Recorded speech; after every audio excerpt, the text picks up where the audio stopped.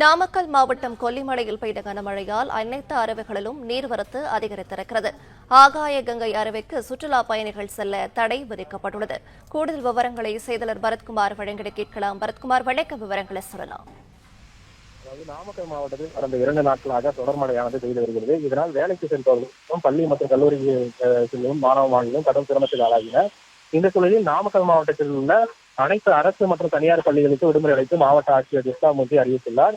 இந்த சூழலில் நாமக்கல் மாவட்டம் கொல்லிமலையில் தொடர் மழை காரணமாக அங்குள்ள அனைத்து அருவிகளிலும் நீர் வரத்தானது அதிகரித்து காணப்படுகிறது. இதனால் ஆகாய கங்கை நீர்வீழ்ச்சிக்கு சுற்றுலா பயணிகள் மற்றும் பொதுமக்கள் செல்ல தடை விதித்து மாவட்ட வனத்துறையானது அறிவிப்பு வெளியிட்டுள்ளது. இந்த நிலையில் கொல்லிமலை ஆகாய கங்கை நீர்வீழ்ச்சி நீர்த்தடுப்பு ஓடும் காட்சிகள் சமூக வலைதளங்களில் வெளியாகி வைரலாகி வருகிறது.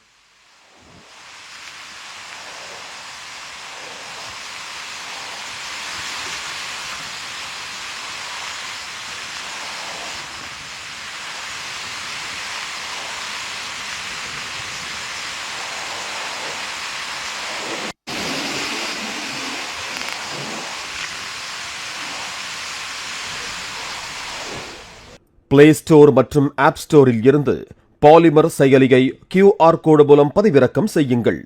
செய்திகளை உடனுக்குடன் பெறுங்கள்.